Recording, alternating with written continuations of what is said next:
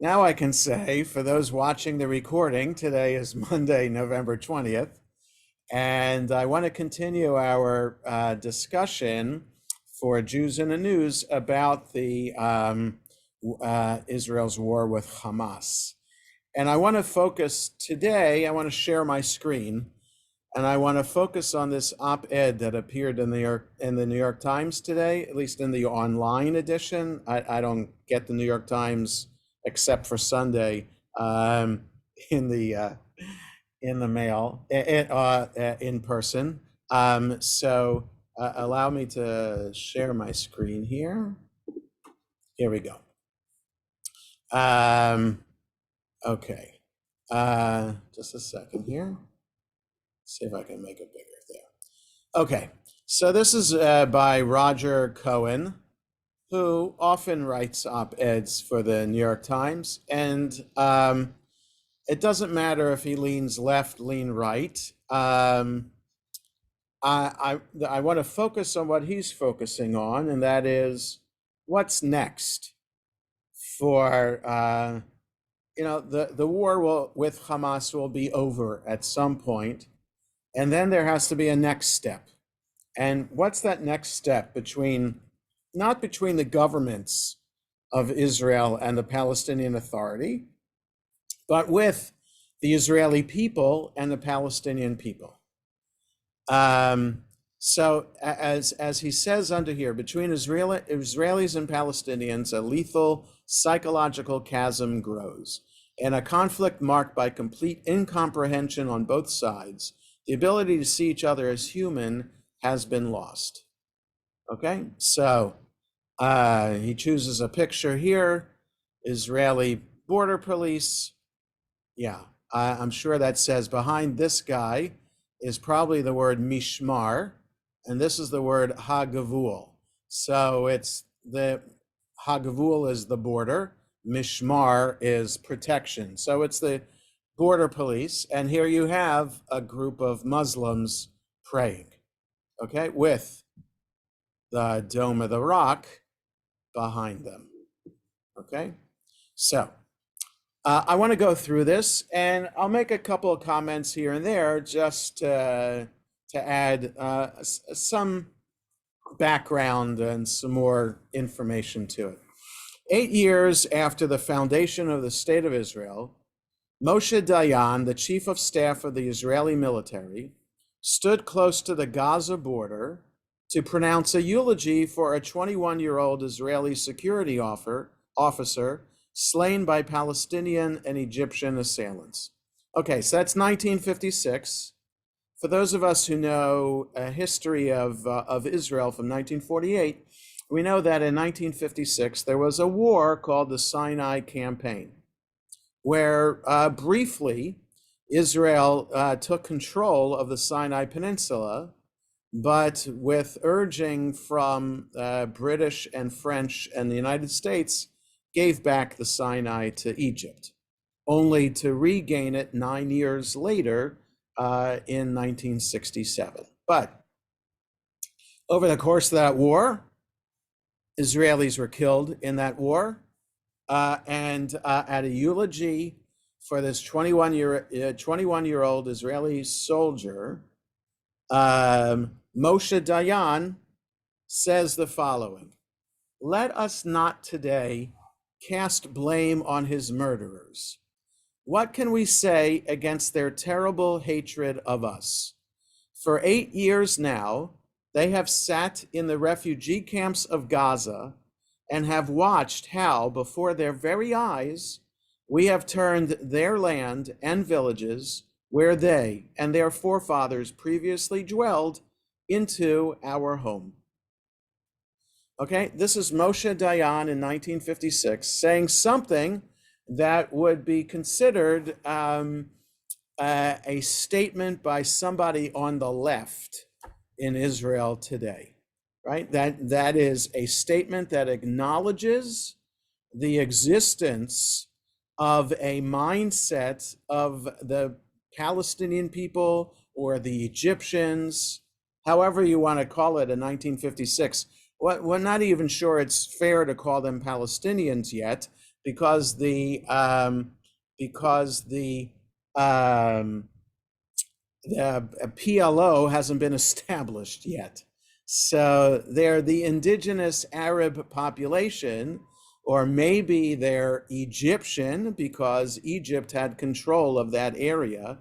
They're not Palestinians yet, but a recognition that there could be a thinking, a recognition of the humanity of the other side that says that they might be upset that we is Israel has taken over their land and is doing something with it. We're making it into our home.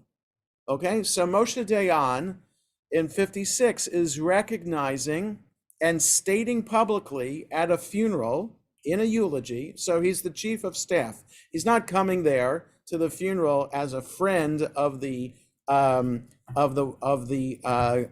who is killed, but rather in an official capacity. So to say this in official capacity is quite unusual. Okay, so Roger Cohen goes on. His short speech, a little longer than Lincoln's Gettysburg Address, and a powerful reference for Israelis, is perhaps recalled less for this insight into Palestinian anger than for Mr. Dayan's resolute conclusion, which is, without the steel helmet and the cannon's maw, we will not be able to plant a tree and build a home, he said. Okay, so whether we are of the progressive opinion within Israel or the progressive opinion within American Jewish community, which is that we recognize a right to the Palestinian people for self-determination and a homeland, whether or not we agree with that position or not, we can't help but agree with the fact that living in the West Bank today, whether you call it the West Bank or Judea and Samaria or occupied territories, all determined, is whatever we call it is based on our political viewpoint of that. Israelis who live in the West Bank know that they live there safely because of Israel's army protection of them. So you can't deny that.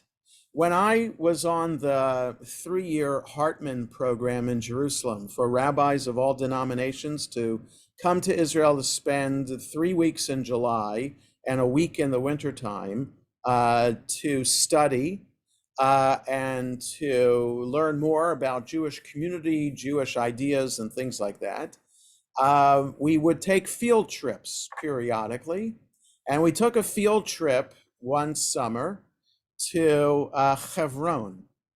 Now, I was in Hebron in the 70s when my father led synagogue trips to Israel, and it was relatively safe to take a synagogue group, right, members of a synagogue, to go into Hebron and to see, as it's referred to in Hebrew, Ma'arat HaMachpelah, the cave or the inner burial place of Abraham and Sarah, Isaac and Rebekah, Jacob and Leah.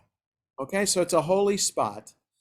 Traditionally, there are 4 holy cities in Israel: Jerusalem, Hebron, Tzfat, and Tiberias. So it's a holy site. Nobody denies it's a Jewish holy site. There happens to be a mosque inside there too, so it's a Muslim holy site as well. On one of these same trips, we also went into Gaza. Who would think that a synagogue trip would go through Gaza? And I remember the Pepsi bottling plant that we saw, whatever.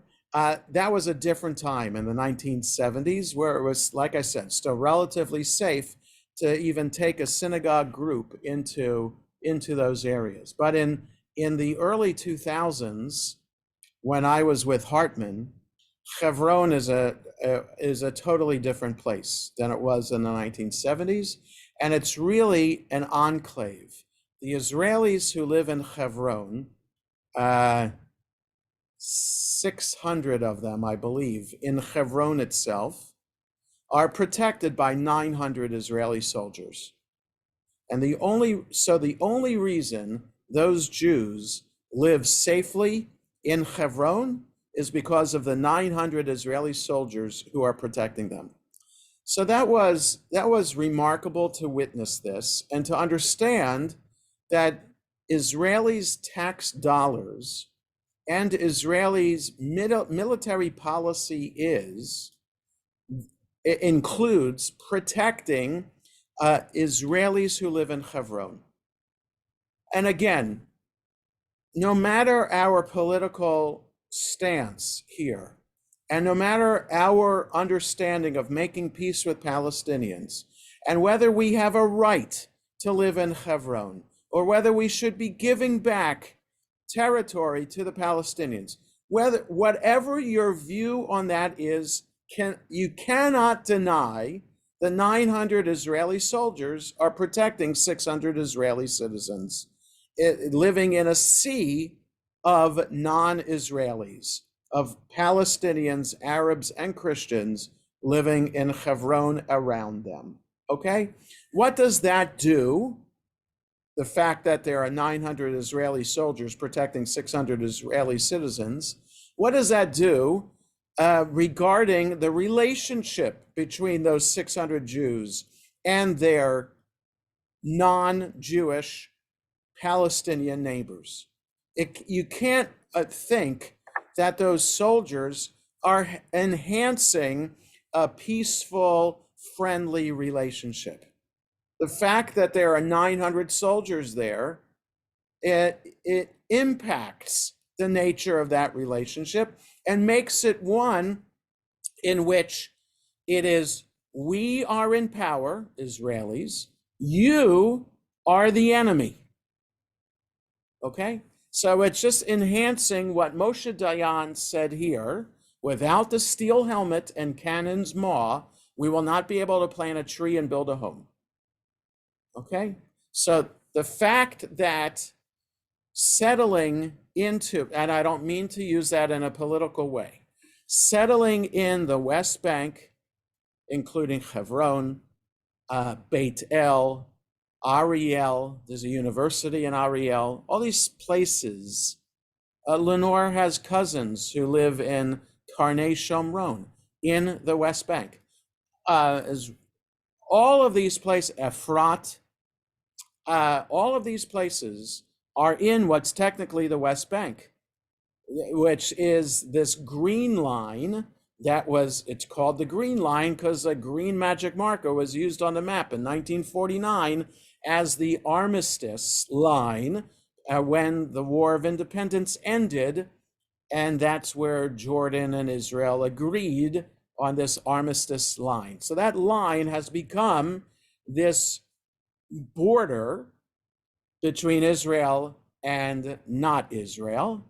From 1948 to 67, the West Bank was ruled by Jordan. Now, part of it's Palestinian Authority, A, B, and C areas. Okay, so the fact that we have Israeli settlements, Israeli towns and villages in the West Bank with army's protection of them has impacted the relationship between between Israel and Arabs and the Palestinians. Okay, so that's what Roger Cohen is beginning to say. Today, 67 years later, again, this was from 1956, at a time when Jews have again lost their lives to Palestinian gunmen at the same kibbutz. Again, so why he doesn't call them Hamas terrorists is a whole other question, which we've talked about the past few weeks.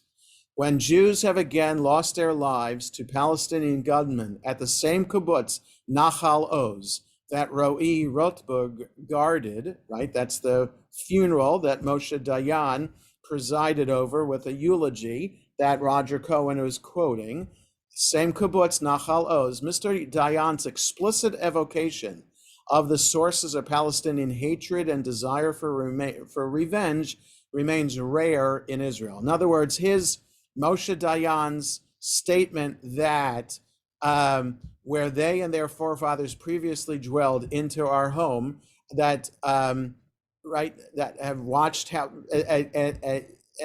an understanding of the humanity of the Palestinian people is rare, remains rare in Israel. I'm not sure how rare. I'm really not sure how rare, but right now it's rare because all of Israel is united in defeating Hamas, if not totally annihilating them. Right, of course. Center, yes. Left of it also.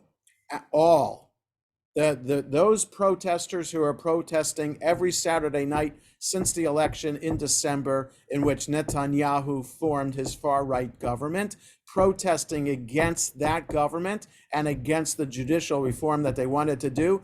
As soon as October 7th happened, those protests stopped, and those same people galvanized their energy into supporting the displaced, volunteering, and being called up into the reserves.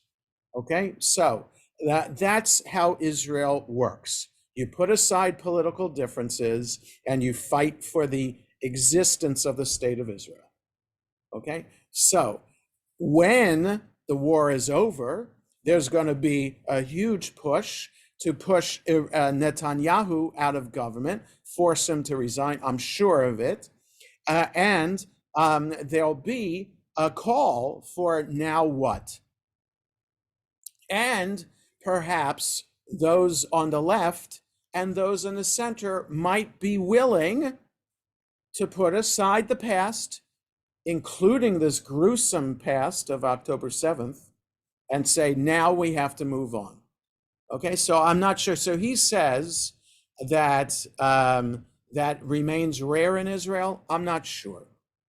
Many Israelis have preferred to avert their gaze from the rage at their doorstep. Okay, so in other words, to avert their gaze from Palestinian anger.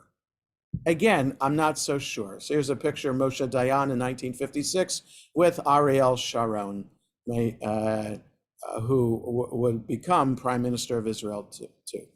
In the same way, Palestinian insight into the devouring specters of anti-Semitic persecution awakened in Jews by the October 7th Hamas terrorist attack appears negligible.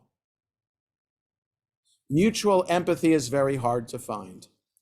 Each side begs for the status of five-star victim, said Mohammed Darashi, the director of strategy at the Givat Chaviva Center for Shared Society in Jerusalem, which promotes Jewish-Arab dialogue. If you are stuck in victimhood, you see everyone else as victimizing and dehumanizing.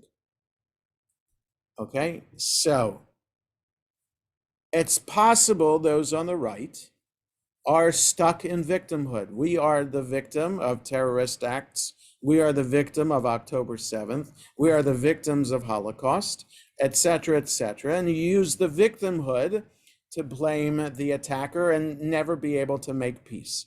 The same could be true for the Palestinians. Palestinians can say, we're the victims of 1948. We're refugees. We're victims of Israel's policies against us that demean us. So there is victimhood on both sides here. The consequence is a psychological chasm so deep that Palestinians are invisible as individuals to Israeli Jews and vice versa. Again, I'm not so sure how invisible Palestinians are to Israeli society. There are exceptions, of course. Some Israelis and Palestinians have dedicated themselves to bridging that divide, but generally the narratives of the two sides diverge, burying any perception of shared humanity. The 1948 Arab-Israeli War, known to Israelis as the War of Independence, is the Nakba, or catastrophe, to Palestinians. Nakba vies with Holocaust as each side evokes genocide. So it's true. It's true what he's saying here, right? Palestinians claim. There was something I saw in the Washington Post today, an article about this that just highlights this for me, about this Palestinian American woman who won the Pulitzer Prize and says to her editor at the New York Times, now she's saying this to the editor of the New York Times, how one-sided and biased the New York Times is, how pro-Israel it is. So it is remarkable to me, who I see the New York Times, it's better than a Washington Post, but not much better in terms of its coverage of the war and in terms of its bias. New York Times might claim in its masthead all the news that's fit to print, but it comes with a perspective and a bias. Okay, it's not neutral. Journalism in some ways is supposed to be neutral. New York Times is definitely not neutral, and it skews to the left. We can all agree with that. It skews to the left. For some of us, it skews too far to the left to be able to maintain a subscription anymore. I think, in just reading the New York Times every day online and the Washington Post every day, New York Times is not as left and not as biased as the Washington Post is. And so for someone to think then that, so as a Jew who thinks that the New York Times is not giving the Israeli side too much attention or enough attention, to have a Palestinian American woman worker for the New York Times thinking that the New York Times is too Jewish, it just boggles my mind. But it just emphasizes the point about how perception, how different perception is for everybody. And I could look at this screen and see words on the screen, and somebody else could look at the words at the screen and think it's pizza.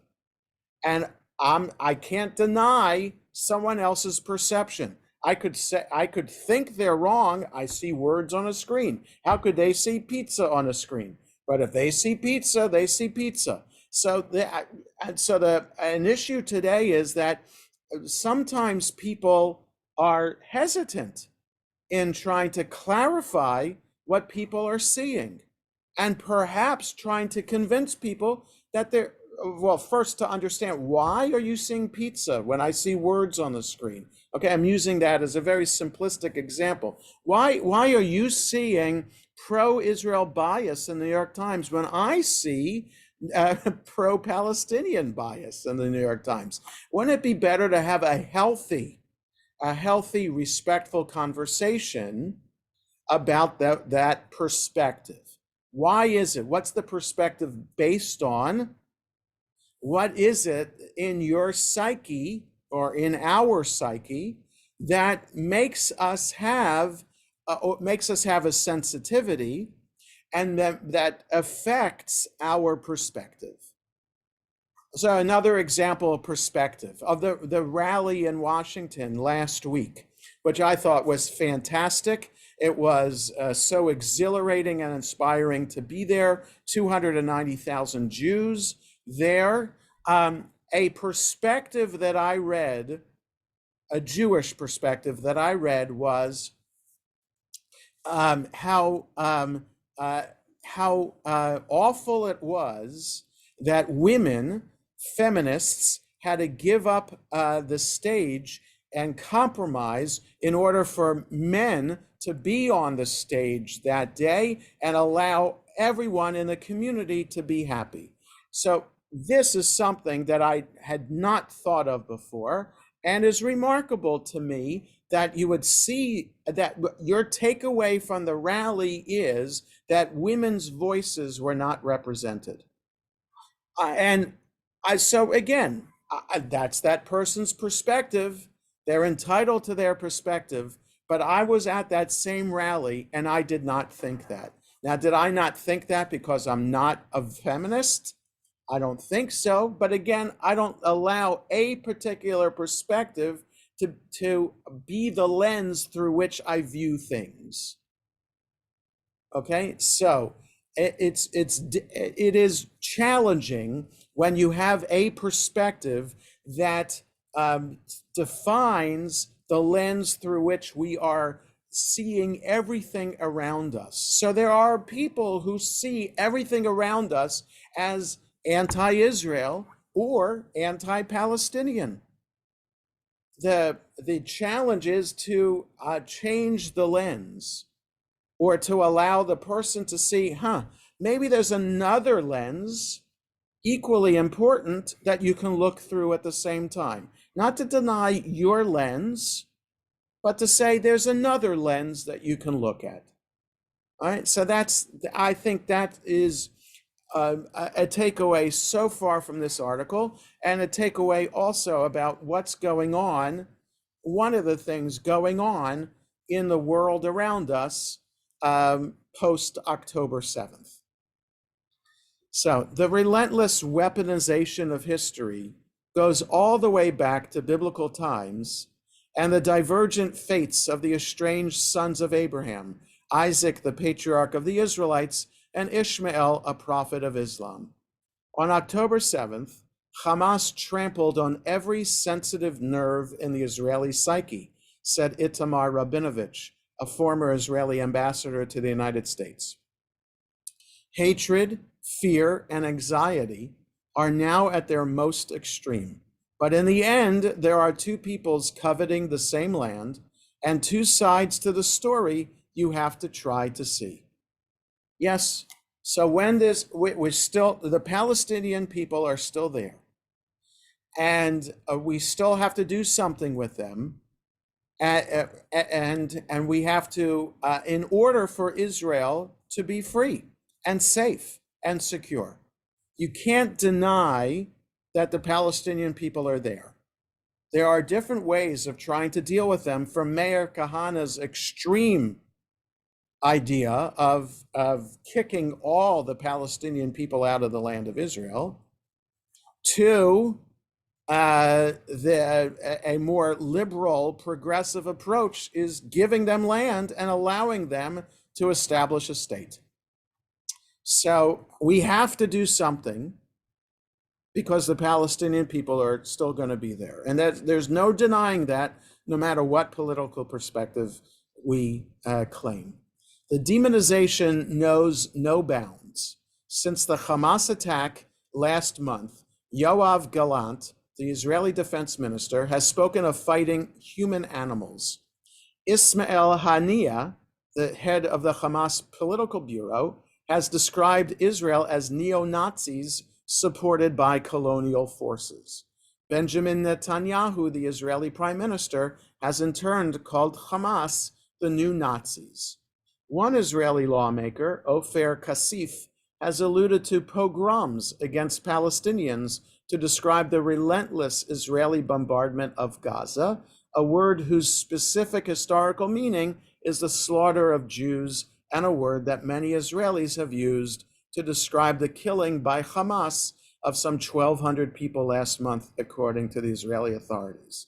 Of course, wartime propaganda describing enemies as monstrous is not confined to the Middle East. The United States portrayed the Japanese as subhuman during World War II, and the Japanese represented Americans as deformed brutes. Nazis depicted Jews as vermin to justify mass murder. But something in the Israeli-Palestinian confrontation, two peoples located at the nexus of places holy to Judaism, Islam, and Christianity, imbues the conflict with a peculiarly ferocious charge, resistant to every attempt to tame its potency. Right? So it is there is an inherent sense in both sides, among Palestinians and Israelis of the other side, that demonizes them or makes them into something subhuman. You can, it is the nature of human beings to be wary of people who are different from us. Okay? So that's we can't deny that. Human beings are not perfect. human beings are not born saintly. It takes a long time and a lot of effort to be able to see another person and not be taken aback and not be wary of them. Certain people, right? Because there's an inherent bias within society about other people. If American society has for generations belittled and dehumanized the Black Americans, then it takes a long time to be able to, as a white person, to look at a Black person and see them as totally equal and not have any preconceptions about them. Okay, so that's just the nature of white American society vis-a-vis Black Americans. And the same is true of white Americans about immigrants, about anybody who's a different color, and it's about that of white Christian Americans about anybody who's not Christian. The idea that somebody is the other, and then also saying that the other is not just different than us, but different in a bad way. Okay, so that's just the nature of how human beings work. And when it's ingrained in society, then it takes a really, really long time to overcome that bias and discrimination and hatred. Okay, so it is sad and tragic that when Ethiopian Jews were saved from Ethiopia and brought to Israel in the late 1980s, right, in two major airlift operations with the help of the United States, when Ethiopian Jews came into Israel, immediately they were faced with bias and discrimination. The Ethiopian Jews had to do a sit-in protest at the headquarters of the Chief Rabbinate of Israel in order to affirm their right and their identity as Jews, because the Ashkenazi, Sephardi, white or not Ethiopian Jewish authorities in Israel questioned the Jewish identity of these Ethiopian Jews.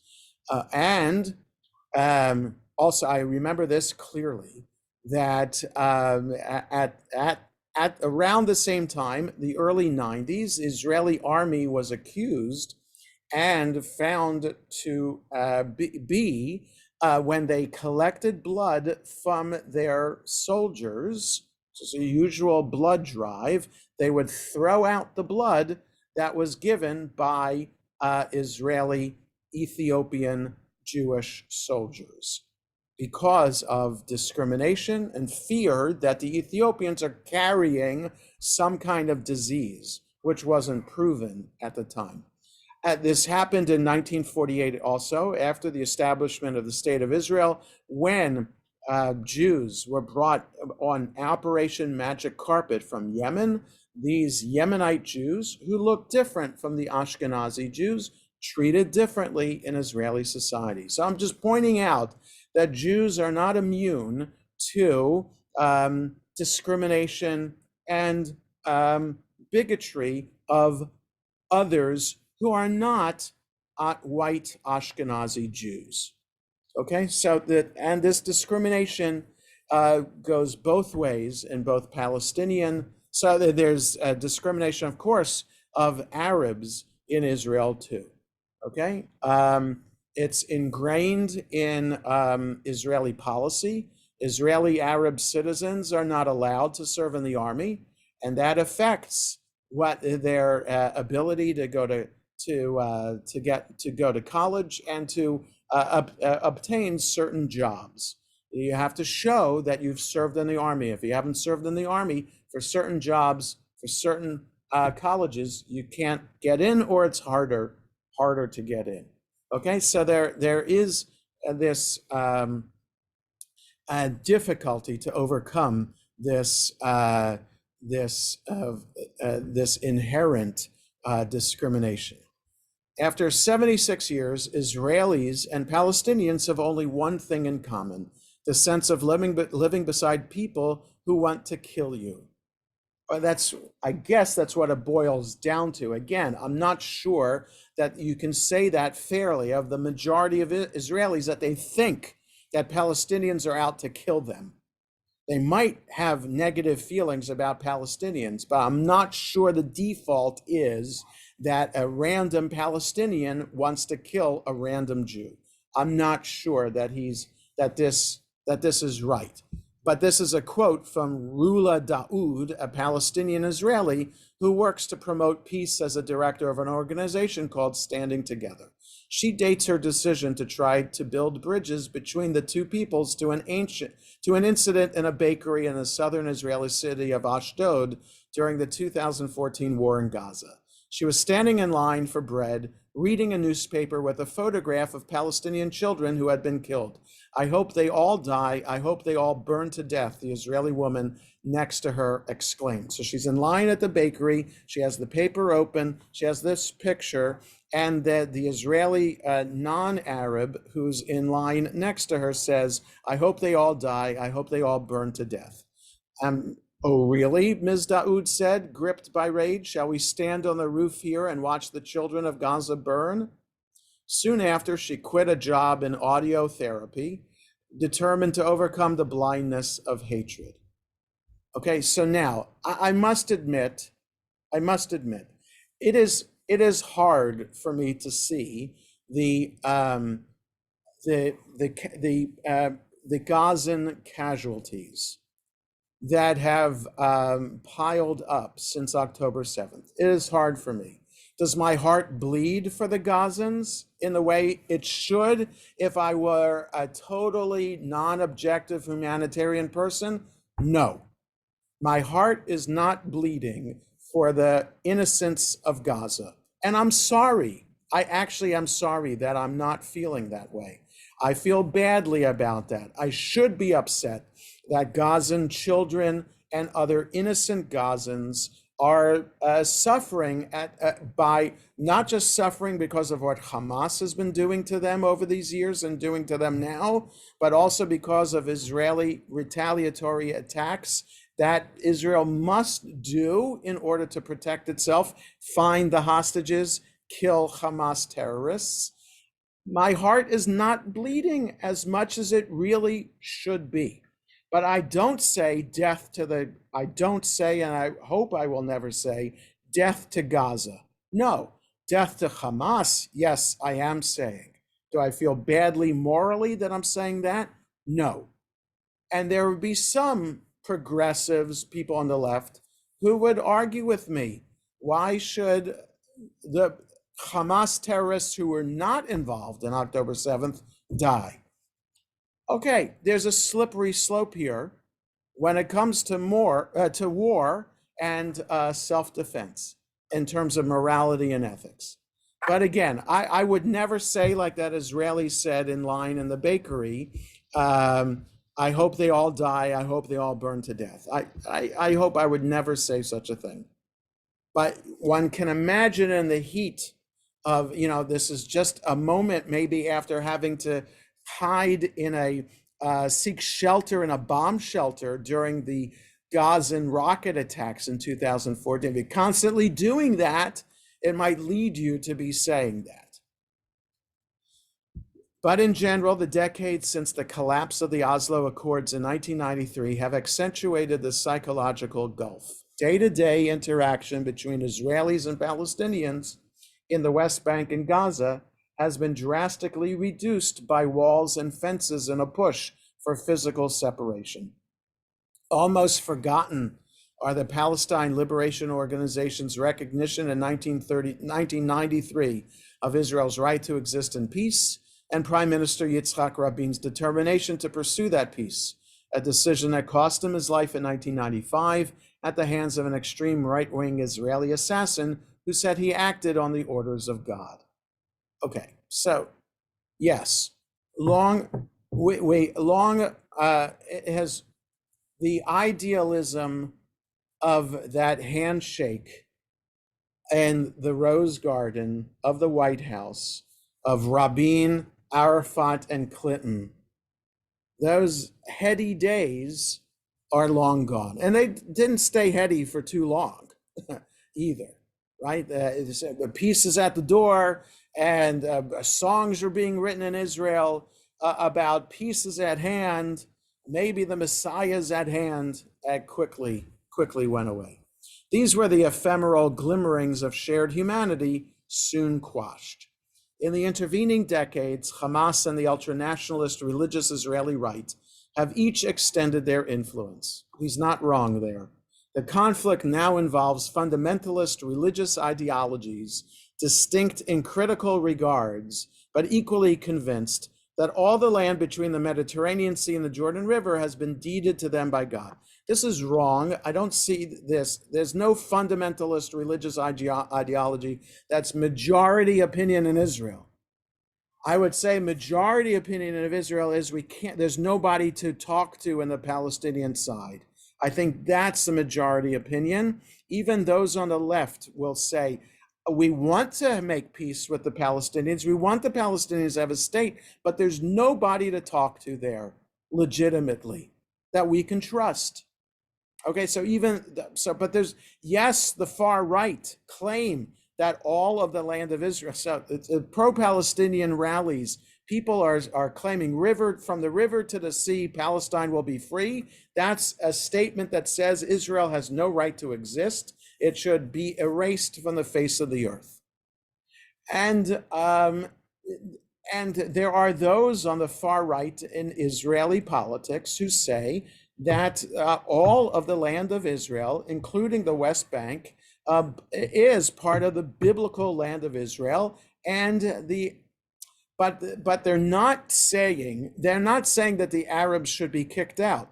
Maybe there's some on the far right who are Meir Kahanists who would say the Arabs should be kicked out, but they're not saying that publicly so much. The far right will say we should have total control over it. The Israeli government did to the Golan Heights, say that this is Israeli sovereign territory. So there are those on the far right who would say West Bank should be Israeli sovereign territory, and the Arabs who live there they could be granted citizenship or not, or they can go live in Jordan. Okay, so the far right is far right about that, but most in Israel would not say that. A political and military struggle between two national movements for the same land can be resolved by compromise, at least in theory. France and Germany settled their differences in Alsace-Lorraine. Peace came to Ireland, but absolutist claims of divine right to territory appear impossible to reconcile. So yes, France and Germany are at peace. And yes, Alsace-Lorraine region has been settled, but I guarantee that the French and Germans who live in the Alsace-Lorraine region, I can almost guarantee that they're not so friendly to each other. They're still wary. And that's certainly the case among the Protestants and Catholics in North Ireland. Yes, there's peace now. There are no more terrorist activities there in Northern Ireland, but still, the Protestants and Catholics who live there are not friends with one another. They've just agreed to make peace. So yes, there could be compromise someday if there's somebody from the Palestinian Authority that Israel can trust. Yes, but it's one thing to compromise and make peace. It's quite another than to build a sense of trust. The humanity of the other is less acknowledged for the simple reason that human contact has become rare, said Yuval Shani, a professor of international law at the Hebrew University of Jerusalem. Where there is contact, as between Israel's Jewish and Palestinian populations, some measure of empathy stirs. In 2014, during an earlier round of Israel-Hamas fighting, I stood in eastern Gaza City gazing at tangles of iron rods, jagged outcrops of masonry, and air thick with dust. At the time, a 9-year-old child in Gaza had memories of 3 wars in 6 years and needed no indoctrination and hatred. Mahmoud al-Zahar, a co-founder of Hamas, whose charter calls for Israel's destruction, told me in an interview that year, in 2014, Israel will be eliminated because it's a foreign body. Referring to Israeli Jews, he said, why should they come from Ethiopia or Poland or America? There are 6 million in Palestine. Okay, take them. America is very wide. You can make a new district for Jews. Right? So the Hamas co-founder is saying, there's other places that Jews can go. Why do Jews need to live in Israel? It's our land. Okay, so far right in Israel have said the same thing about the Palestinian Arabs. There are 21 Arab countries surrounding Israel. Let the Palestinians, those Arabs, go and live there. That's a statement that is commonly held among the far right in Israeli politics. The delusional fantasy that the enemy can be made to vanish has since grown. On the Palestinian side, the ideal solution has become that Israel disappear, Professor Shani said. On the Israeli side, there's a desire for Gaza to go away, even if that means bombing it away. Of course, that is not a solution. Neither people, Israeli or Palestinian, present in roughly equal numbers on the land to which they are fiercely attached, present in roughly equal numbers on the land to which they are fiercely attached, is going away. Neither people is going away, but increasingly, each has denied even the identity of the other. West Bank Palestinians seldom refer to Israelis, almost always to Jews. Israel resists calling its Arab minority, more than 20% of the population, Palestinians, which is what they are. You are dealing with 2 traumatized peoples, said Gershom Gorenberg, a historian and author. The trauma of the present is linked to multi-generational trauma. People can't even agree on events, let alone what the events mean, right? And that's a description. A deadly explosion occurred at the Ahli Arab Hospital in Gaza City on October 17th. Beyond that, everything about it is disputed. Absent, well, I don't think it's disputed anymore, but there are those on the left who continue to dispute Israel's clear proof that that was a Hamas rocket that exploded in a parking lot outside the hospital, inflicting damage, not an Israeli airstrike. Absent recognition, dialogue, or understanding, blood flows. Mr. Rabinovich, the former Israeli ambassador, said he had seen a video of a Hamas gunman involved in the October 7th massacre. The gunman phones his father back in Gaza and says, I'm on the other side killing Jews. They cannot live happily when we live the way we live.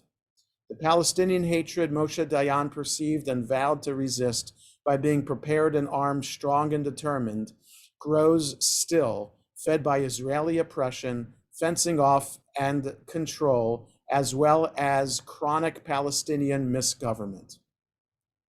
I think it's more than that. There's also Palestinian terrorism that continues to happen.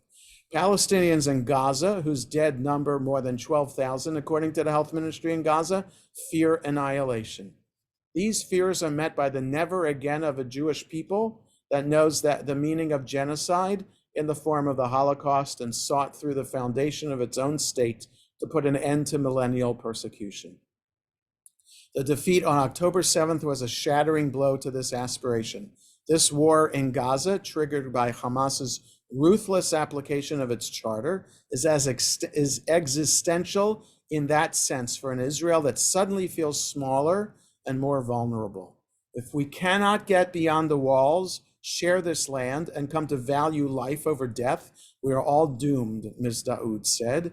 Every 3 years or so, we will be sending kids of 18 and 19 to their deaths.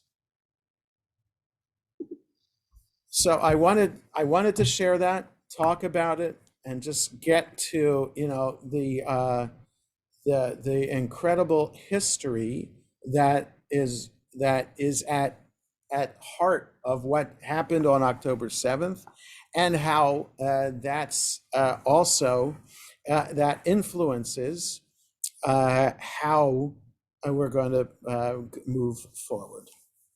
Any thoughts or comments or questions? Yeah, Bob. Well, sort of related on leanings to the left. Um, I saw something on CNN today that there's this disparate split among Democratic population. If you're under 35, only 20% support giving aid to Israel. And if you're over 35, it's like 55%. It just blows my Yep. That's a major problem, and that's the Pew Research Organization takes polls of the Jewish community every now and then. The latest one on the nature of the American Jewish community says the same thing. Under 35, most of the many people among the American Jewish population are not as pro-Israel. I don't not know if it's the same statistics among Democrats in America vis-a-vis Israel, but yes, the younger population of American Jews is less inclined to be supportive of Israel than the older population. And I put the blame on Netanyahu, but that's me. Well, I don't think it's just that. It's not just that. I think it's the influence of progressive attitudes towards social justice and how much. Look, I'm not a sociologist, so I can't make conclusions about this. I can only give an anecdotal kind of impression, which is that the more progressive you are and you're raised as a progressive, and the generalization is that the American Jewish community is a progressive Jewish community politically, social justice wise. Okay? That just about social justice, not about Israel, but about social justice in general. If you're raised that way to be progressive social justice, then that comes up against what's seen to be non-progressive policy against Palestinians, right? If Palestinians are seen as being oppressed by young American Jews, then and they're taught that the oppressed are the people that we are supposed to support and advocate for, right? Because in the Torah 36 times, Ki gerim hayitem be'eretz Mitzrayim, because you were a stranger in the land of Egypt. Strangers were oppressed and persecuted. So that's like the inspiration, the rallying cry for being active in social justice causes in America today by the Jewish community. So if the Palestinians are seen as the ger, the oppressed stranger, then it's natural for progressive Jews to advocate for Palestinians. The problem is that advocacy among non-Jewish progressives has blinded them to the terrorism of Palestinians. Okay, so, yeah. It's not pointed out often enough how every time they had a chance to have a state of their own, they turned it down. I understand, right? You and I know that, so we're preaching to the choir here, right? So the problem is getting that message across. So what I put in my email today that I sent out at 10 o'clock this morning, my Israel update email, I encourage you to read the transcript or listen to the Ezra Klein podcast in which he interviewed Rabbi Sharon Brous. Sharon Brous is a conservative rabbi trained at JTS in New York, where I was, and my father was, and serves a non-synagogue community called Ikar in Los Angeles. She's a prominent rabbi in America. She's an author, and she's almost at the level of David Wolpe in terms of how often she's quoted. So she's a progressive Jew.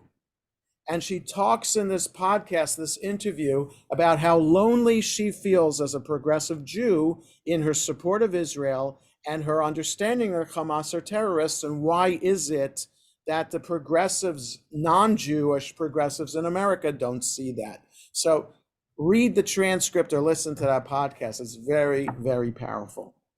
Perry, and then Saul. I hope that this is on point. We all know the adage that if the Arabs or Palestinians, or whatever you want to call them, laid down their rifles, that we would have peace, that if the Israelis laid down their rifles, there would be no more Israelis. But I heard you talk about heard Bob speak about the under 35 group. I can't help forget, and I don't know if I heard you say it or read an article or what, but that some sociologists did a study and they said that it would take 100 years to change the entire cultural feeling that is Palestinians or Arabs have about the Jews. And yet, look what's happening to the under 35-year-olds in the United States. It's mind-boggling. Yeah, so I'm not a sociologist. I don't know how that works. And I don't know what sociological trends in history you can look to learn from about this successful societal change of attitude. I don't know. I really don't know how long it takes. Like, yeah. So I'm thinking about the attitude towards blacks in America. Have attitudes changed significantly since before the Civil War, or since the Civil Rights Movement 60 years ago? I don't know. Sociologists could argue how successful the Civil Rights Movement has been in changing American attitudes toward blacks. How about policy towards women in America, right? Women granted the right to vote only just over 100 years ago, right? And still, are women totally equal in American society? So again, I'm just an observer here. How long does it take for societal change to be successful so that the change is now the inherent default opinion and not the old one from which it came from, right? So you just think about attitudes towards Jews. Anti-Semitism has not gone away. And I don't know how long it'll take, if ever, for anti-Semitism to go away. That's an attitude that's ingrained, not just because we are the other, but because we are a different religion. When one religion, Christianity, says you have to be Christian in order to gain your place in heaven, to be saved by Jesus, when you have to be Christian in order for Jesus to have the second coming, you have to be those who deny Jesus don't deserve to live. These statements are still there among many in the Christian world. It will take a very, very long time to change that attitude. So there's sociological attitudes, there's religious attitudes. When sociology and religion combine in society, oh boy. Saul, and then we'll have to finish up. Okay, the first one is observation. The second is a comment. The observation is, somehow I feel there should be a two-state solution, but I feel also like once we establish that state or with the Palestinians, they're going to want more. They'll never be satisfied with whatever you're giving them. I don't know. Let's be fair. I would just argue the other side, Saul. We don't know. We don't know. We haven't gotten to that point to give it a chance to know that. Certainly, there would be guarantees on Israel's part if there's ever an infiltration from that Palestinian state. Then anyway, I'm not sure, Saul. So okay. Go ahead. All right. And something you said that disturbed me, and that had to do with the Ethiopian Jews and rejecting their blood. I don't know if they still do that. No.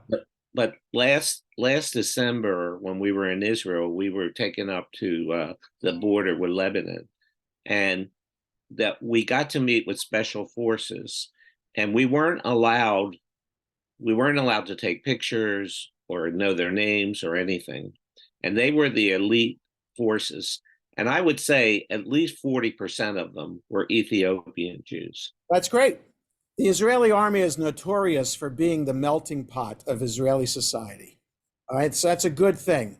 And that's really one of the reasons why Israel's pushing, Israeli governments have pushed for the Haredim to be included in the army, to have to be drafted in the army, just like everybody else in Israel is drafted. Because once you're drafted in the army, you're mixed in your barracks, in your unit, with all kinds of Israelis, some of whom you haven't seen before, and you gain a respect for other people in society. So yes, it's taken time, but I will tell you, there's a member of our synagogue who has a boyfriend who is from Africa. They met at school outside of Tel Aviv in Herzliya.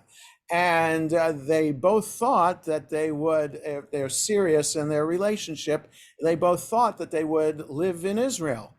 But the discrimination that this black man who converted to Judaism under Orthodox auspices, the discrimination he faces living in Israel as a black man is really awful and disgusting, and they've reconsidered living in Israel because of it, to the point that they're thinking about just living in America. So discrimination in the army, it's better, but outside of the army, not so much. Anyway, we're past time, we're over time. As always, thanks for your attention to this. And next Monday, we'll have another edition of Jews in the News. Happy Thanksgiving to everybody. Yasher Koach. Thanks, and have a good rest of the day. Okay.